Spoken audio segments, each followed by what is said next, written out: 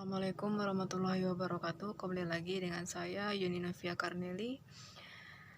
Pada video kali ini saya akan membahas tentang komunikasi verbal dan non-verbal dari mata kuliah komunikasi organisasi. Dosen pengampu saya yaitu Bapak Dr. Hanif Al-Qadri, Prodi Administrasi Pendidikan Universitas Negeri Padang. Komunikasi organisasi dalam mata kuliah yang hadir setiap minggunya untuk membahas berbagai topik tentang persoalan-persoalan komunikasi untuk memahami analisis yang lebih jauh tentang seperti apa dan bagaimana komunikasi itu khususnya dalam suatu organisasi. Dengan kali ini kita akan membahas komunikasi verbal dan komunikasi nonverbal. Apa itu komunikasi verbal dan apa itu komunikasi nonverbal? Seperti apa penggunaannya? Berapa pentingnya maknanya? Mana yang lebih penting ketika harus dimanfaatkan dalam kondisi-kondisi tertentu? Mudah-mudahan ini akan memberikan pemikiran yang lebih untuk Anda, kemudian dianalisis secara baik sehingga bisa memahami lebih jauh tentang praktek komunikasi, khususnya penggunaan dua bahasa ini, yaitu dalam komunikasi verbal ataupun komunikasi nonverbal dalam komunikasi organisasi suatu saat kelak. Baik, langsung saja. Komunikasi verbal dan komunikasi nonverbal, kita akan coba lihat yang pertama. Terlebih dahulu kita akan membahas tentang secara prinsip yang mestinya diingat, yang masih diyakini dan masih dipahami. Nah, kita review dulu ke belakang atau pesan ke belakang. Komunikasi adalah proses penyampaian informasi atau message atau pesan. Penyampaian informasi. Saya ulangi lagi, komunikasi adalah proses penyampaian informasi atau message atau pesan antara seseorang yang kita sebut sebagai komunikator. Nah, sebagai sumber pesannya dan komunikan dengan orang yang kita jadikan sebagai tujuan untuk penerimaan pesan. Dengan menggunakan apa? Nah, itu tadi, menggunakan komunikasi atau menggunakan bahasa verbal ataupun non-verbal. Jadi perlu kita ketahui dua-duanya ini tidak begitu parsial. Dia tidak bisa dipisahkan walaupun sendiri-sendiri. Dia itu di antara keduanya itu saling melengkapi. Perlu kita ketahui di antara keduanya itu saling melengkapi, baik itu komunikasi verbal ataupun komunikasi non-verbal. Ya, seperti saya saat sekarang ini berbicara di depan layar Anda. Mana yang lebih termasuk ke dalam komunikasi verbal, mana kegiatannya pada saat berbicara sekarang kategori adalah nonverbal dan apa fungsinya. Mana kegiatan saya pada saat berbicara sekarang kategori adalah nonverbal dan apa fungsinya kegiatan nonverbal. Gerakan tangan saya ini ketika tekanan saya ingin menyampaikan sesuatu kepada Anda. Jika ada verbal, ada non-verbal pada saat satu kesatuan kejadian memproses komunikasi, dia tidak bisa dilakukan secara sendiri-sendiri. Itu harus kita ketahui ya, di antara ada itu verbal ataupun non-verbal itu tidak bisa dipisahkan. Karena di antara keduanya itu saling melengkapi. Nah, meskipun kadang-kadang bisa dimanfaatkan dalam rangka apa kedua maknanya atau apa penggunaan bahasa ini dilakukan dalam rangka pencapaian satu versi makna yang sama sehingga komunikasi bisa dikatakan efektif. Jadi keefektifan sebuah komunikasi ini dikatakan ketika inti pesan sama persis disampaikan dengan yang diterima oleh si komunikator dan si komunikan. Nah, teman-teman sudah tahu kan apa itu komunikator dan komunikan? Sebelumnya video sebelumnya saya sudah menjelaskan komunikator itu adalah seseorang yang menyampaikan informasi kepada si komunikan. Nah, komunikan itu adalah seseorang yang menerima informasi dari si komunikator.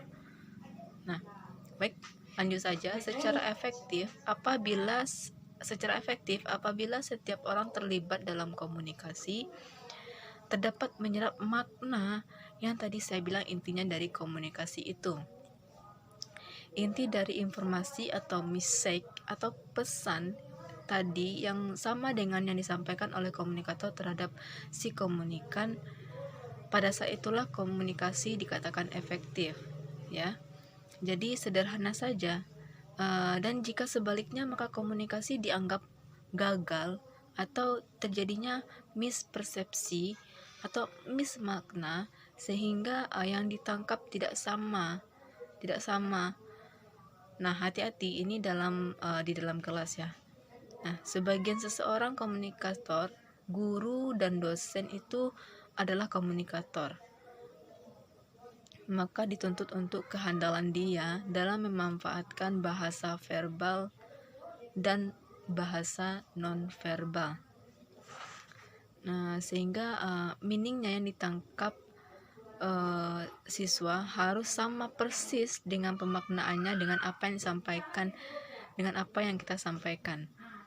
Begitu juga ketika Anda berbicara, ya, begitu juga dengan Anda berbicara dengan seseorang atau sekelompok orang atau dengan teman-teman Anda, dengan orang atau dengan orang tua Anda. Ketika terjadi mispersepsi atau ketidaksamaan, pada saat itu dikatakan miskomunikasi atau gagalnya keefektifan komunikasi yang Anda jalankan. Baik, sekarang kita lihat dari pengertian bahasa komunikasi verbal. Kata dasar verb itu artinya kata.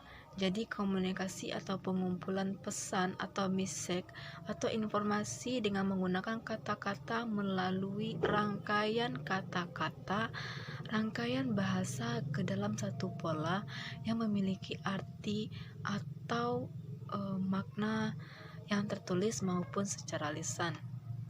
Nah, ini verbal karena berupa kata-kata yang jelas. Jadi informasi yang saya sampaikan ini yang sampaikan dari awal tadi adalah verbal. Sedangkan yang non verbal, dimana saya kaitkan dengan serangkaiannya saja dulu ya. Dimana komunikasi verbal merupakan tindakan dan atribusi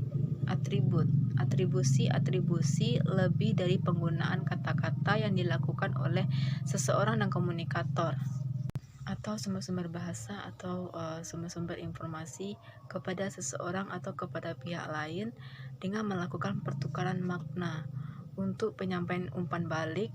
Jadi tindakan atribut ini ada simbol yang mana berarti nada suara,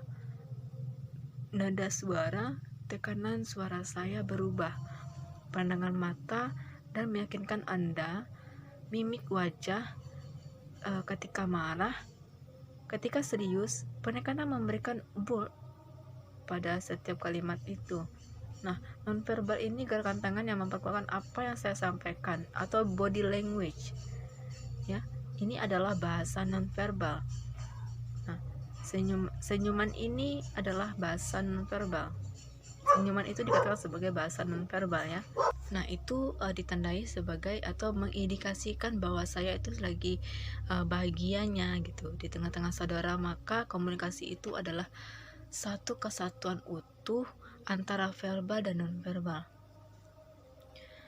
Jadi tidak hanya bisa memanfaatkan suara saja, maka hati-hatilah ketika berbicara baik di telepon, karena kadang-kadang kejujuran kita tuh tidak bisa dideteksi real komunikasi yang sebenarnya bisa kita kenali. Hati-hati, banyak sekali kondisi mispersepsi yang terjadi ketika kita baca WA. Nah, informasi lewat bahasa yang tertulis saja tanpa melihat keseluruhan, maka atribut yang dimanfaatkan yang digunakan melalui bahasa nonverbal si komunikator. Maka dalam bahasa SMS, dalam bahasa WA itu orang menyampaikan pemikiran halus. Kadang-kadang kita mengartikan bahwa dia tuh mengatakan sesuatu hal yang sedang amarah gitu. Kita bisa berterima, kadang-kadang kita tuh menerimanya kalau dia tuh berkata kasar gitu, atau maksudnya dia tuh mengarah ke kemarahan, padahal seseorang tersebut menyampaikan informasi itu secara halus, tetapi dengan kita tidak melihat mimiknya, kita tidak melihat secara langsung bagaimana cara penyampaiannya, kita hanya bisa melihat apa yang disampaikan melalui tulisan di WA ataupun SMS. Nah, tapi terkadang dengan itulah kita dapat mengartikan, berarti dia tuh marah, seperti itu. Jika orang menyampaikan di titik dan koma yang salah bisa membakarkan emosi. Nah, itu yang saya bilang tadi ya. Padahal maksudnya belum tentu, maka hati-hati memainkan emosi pada saat membaca pesan tanpa melihat langsung akibat atribut-atribut yang dimanfaatkan sebagai konteks bahasa dan nonverbal dari seseorang komunikator. Sekarang kita coba kenali unsur-unsur penting dari dalam komunikasi verbal. Dalam komunikasi verbal berarti menggunakan bahasa, menggunakan kata-kata, menggunakan tertulis ataupun lisan. Yang pertama yaitu bahasa. Bahasa itu sendiri, pada dasarnya bahasa itu merupakan suatu sistem lambang yang memungkinkan orang berbagi informasi atau berbagi makna tentang satu hal. Lambang bahasa yang digunakan adalah bahasa verbal, tulisan ataupun elektronik. Yang tadi saya bilang beberapa tadi ketika kita menerima pesan WA, SMS, dan lain sebagainya. Jadi unsur pertama yang paling penting itu dalam bahasa verbal adalah bahasa. Yang kedua yaitu kata. Kata merupakan unit dari lambang. Unit berarti bagian terkecil dari lambang. Kalau lambangnya adalah kalimat, berarti unitnya yang paling terkecil itu kata. Kata adalah dalam bahasa. Kata itu merupakan lambang yang melukiskan orang, benda, kejadian atau kata. Jadi kejadian adalah ketika kita mencontohkan seperti ini, kebakaran api begitu besar, maka dilambangkan kejadiannya yaitu dengan memanfaatkan lambang berupa kata. Jadi kita menyebutkannya yaitu kebakaran. Jadi ya kita bilang lagi api besar, itu tidak bisa, itu tidak boleh. Yang kejadian yang sebenarnya itu adalah kebakaran, sudah selesai gitu. Dan dua hal inilah unsur yang paling penting dalam bahasa komunikasi nonverbal. Tadi diantaranya ada bahasa, kata, lisan, tertulis maupun elektronik. Sekarang kita lihat bagaimana dengan nonverbal. Kalau verbal tadi berupa kata-kata, berarti inti dari non itu adalah bukan berupa kata-kata. Selagi bukan berupa kata-kata, termasuk ke dalam kategori nonverbal. Ya, selagi tidak merupakan kata-kata, itu termasuk ke dalam kategori nonverbal. Saya ada mengingat bahwa ada satu studi, sebuah penelitian yang pernah dibilangkan oleh bapak dosen saya, yaitu katanya beliau mengatakan para ahli Albert dan Mahrebian yang mengatakan bahwa tingkat kepercayaan pembicaraan orang jadi dari struktur bahasa dan kata akan keluar kepercayaan orang itu tidak lebih dari 7-10%. Nah, kalau menurut Mahrebian itu menyatakan sekitar 7% kepercayaan orang dari bahasa atau kata yang dikeluarkannya. Sementara dari bahwa kalau tadi dari pembicaraannya secara utuh yang keluar dari mulutnya itu ada 7%. Kalau dari bahasanya yang dimanfaatkan digunakan sedemikian tertata indah atau indah itu baru 38%. Berarti kita samakan saja 38 ditambah 7 sekitar 45%. Sisanya itu 50% di mana gitu.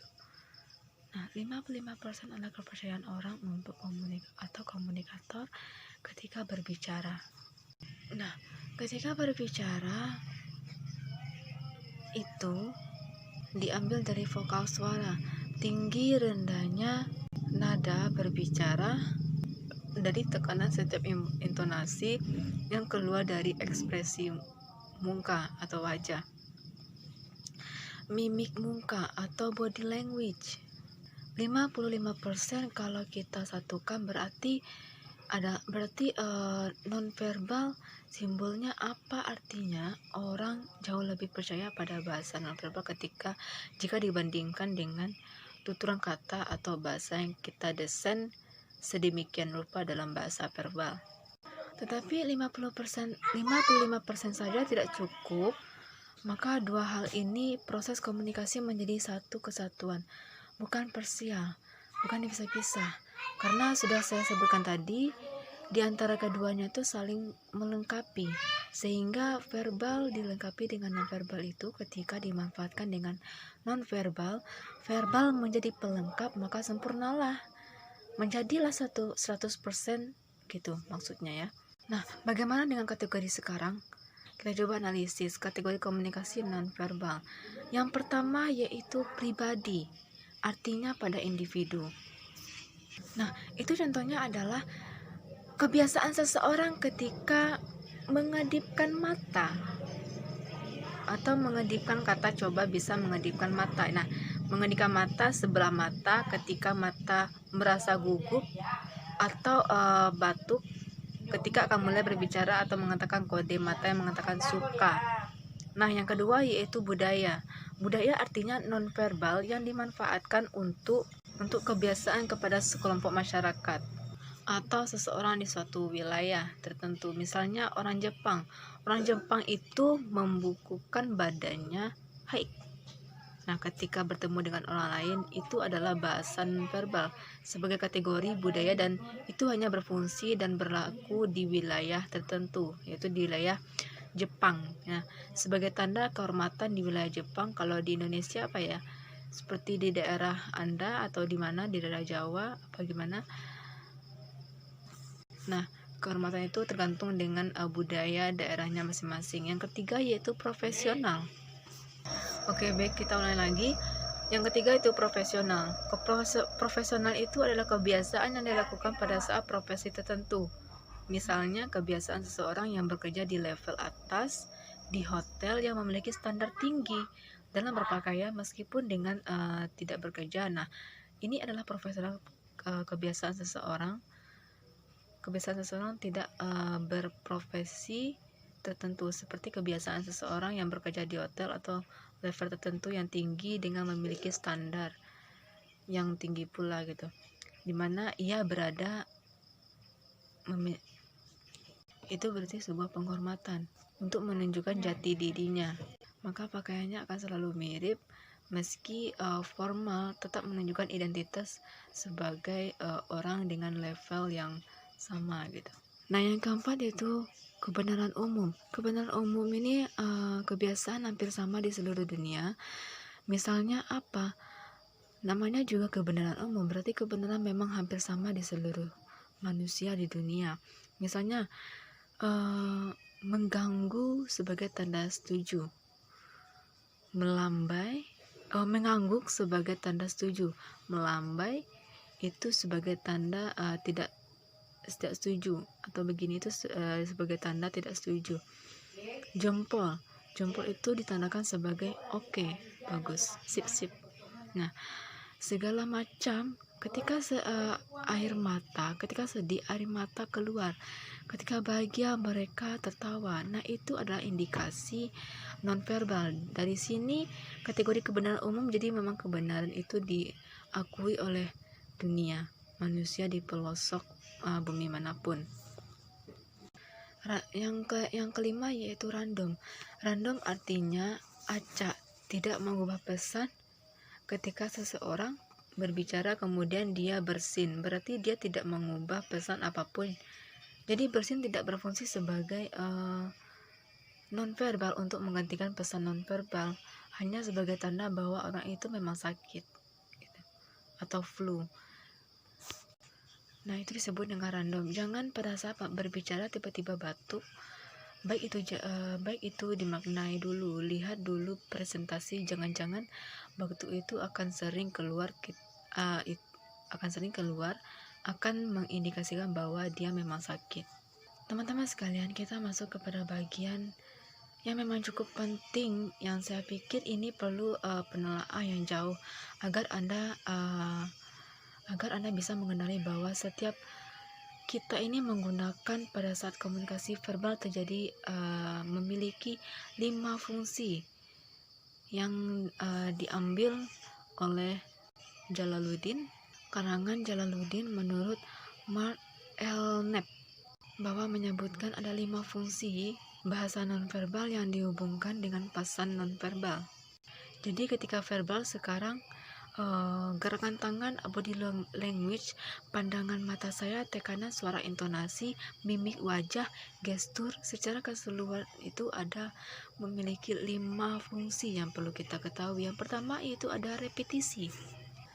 Nah, repetisi itu adalah pengulangan gagasan informasi yang telah disampaikan secara verbal. Misalnya mengangguk.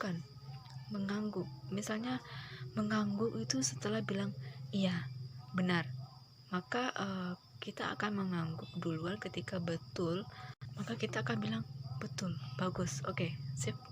Nah, ini namanya repetisi, artinya verbal yang diikuti dengan gerakan nonverbal untuk mengulang pesan yang sama dari kata-kata yang sama persis, artinya dengan menggunakan jempol seperti ini. Nah, yang kedua yaitu substitusi. Substitusi ini menggantikan lambang-lambang verbal. Jadi, apa yang diucapkan oleh verbal secara tertulis atau lisan itu digantikan dengan non-verbal. Misalnya, tanpa sepatah kata, tanpa harus berbicara mengeluarkan kalimat atau bahasa, memanggil orang itu kita langsung melambaikan tangan. Seperti itu. Atau apalagi di tengah keramaian, kita mengajak orang keluar dari ruangan yang besar. Nah, kita tidak mungkin juga kan berteriak di ruangan tersebut, karena di dalam ruangan tersebut orang sangat banyak sekali, maka kita kesini gitu. Kita menggunakan gerak tubuh kita untuk memanggilkan seseorang. Itu adalah termasuk dengan substitusi. Jadi nonverbal ini dimanfaatkan sebagai substitusi pengganti lambang-lambang bahasa verbal. Jadi tidak mengeluarkan bahasa gitu, tidak mengeluarkan kata-kata verbal, baik itu tertulis maupun lisan. Jadi langsung digantikan dengan bahasa verbal tanpa berupaya menggunakan gerakan tubuh seperti memanggil atau bagaimanalah menggunakan gerakan tubuh yang maksud dengan bahasa nonverbal. Nah, baik, yang ketiga yaitu kontradiksi. Kontradiksi itu merupakan penolakan pesan verbal dan memberikan makna lain terhadap pesan verbal. Contohnya seperti ini. Kita memuji tapi mencibir. Oh, cantik ya. Nah, seperti itu. Atau dia tuh keren banget ya. Nah, seperti itu. Dia hebat tatapannya, tapi body language-nya tuh tangannya tuh jadi kontradiksi dalam rangka membuat orang lain bingung atau merahasiakan sesuatu dari komunikasi di depan orang terhadap orang yang ada di sekitarnya. Nah, itu yang nomor 3. Yang keempat yaitu komplimen. Nah, komplimen itu merupakan kelengkapan, memperkaya makna pesan dari bahasa dengan menggunakan bahasa nonverbal. Misalnya seperti ini, menggunakan mimik wajah. Anda ketika melakukan mimik wajah menunjukkan tingkat penderitaan tidak bisa diungkapkan dengan kata-kata. Ya, jadi itulah komplimen ini memperkaya atau kesedihan, dan masih banyak lagi yang digunakan dalam komplimen ini. Nah, yang terakhir yaitu yang kelima, asentuasi. Asentuasi ini menegaskan pesan verbal atau menggarisbawahi betapa jengkelnya Anda gitu. Dengan cara itu dengan memukul meja. Nah, itulah fungsi-fungsinya ya.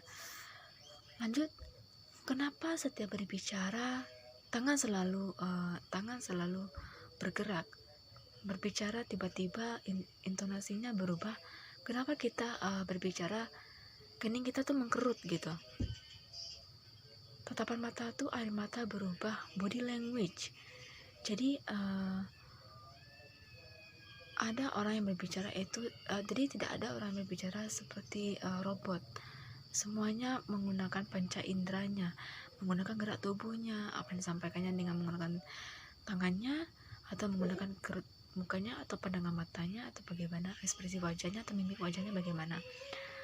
Bagaimana komunikasi? Bagaimana komunikasi verbal di situasi perusahaan atau di organisasi? Jelas secara cepat kita coba lihat. 1.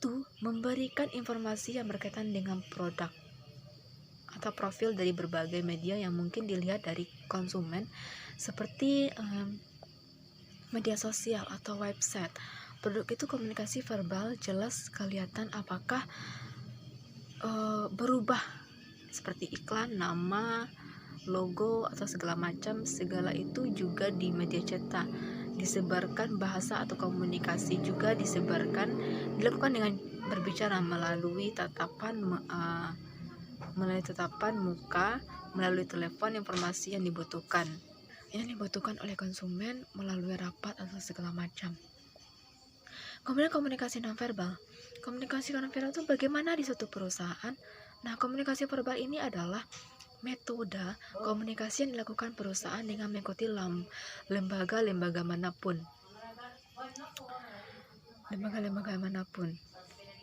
Dengan mengikuti atau menyelenggarakan kegiatan-kegiatan atau berupa event-event produksi yang merupakan bagian-bagian dari komunikasi secara nonverbal.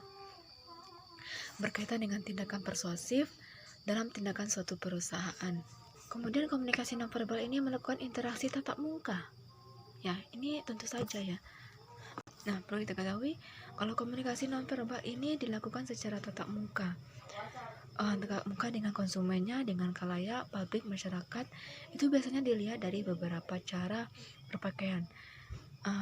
Berpakaian dengan sopan, jika bertemu dengan klien itu mengindikasikan kehormatan, kesopanan, dan menerima orang lain. Serta pemilihan tempat. Kalau kita memilih tempatnya di pinggir jalan, ya berarti itu Anda tidak menghargai orang lain, atau pertemuan itu biasa-biasa saja seperti itu. Maka hati-hati dalam penggunaan bahasa nonverbal ini, karena tidak semua orang paham dalam bahasa nonverbal ini, karena artinya itu sangat bermakna dan parsial. Pahami yang bisa dideteksi dan bisa dipahami oleh orang lain. Baik teman-teman, kita sudah berada pada bagian akhir.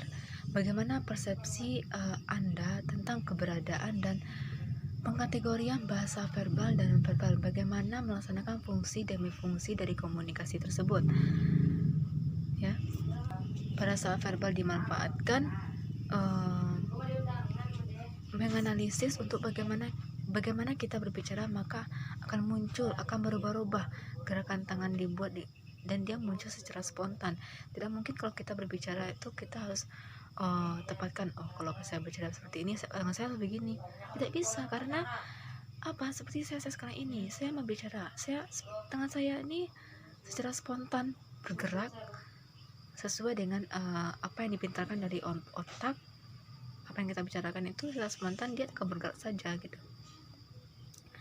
Nah, jadi bersyukurlah Anda karena secara fleksibel Anda dengan lihainya menggunakan gerakan tubuh secara ketika saat berbicara dalam bahasa verbal justru lebih indah jika kita menggunakan kedua-duanya, yaitu baik bahasa verbal ataupun bahasa non-verbal, karena di antara keduanya itu saling melengkapi. Jadi sudah saya katakan tadi itu, kalau kita menggunakan kedua bahasanya itu, maka komunikasi kita itu menjadi 100%. Bagaimana caranya? Nah, itu bisa diperoleh ketika Anda memahami public speaking. Nah, kita harus memahami public speaking. Bagaimana cara penyampaiannya itu kita harus tahu gitu. Nah, baik, hanya itulah penyampaian materi dari saya. Terima kasih banyak atas waktunya. Semoga bermanfaat. Saya dari Yuni Novia Kardeli, pamit. Wassalamualaikum warahmatullahi wabarakatuh.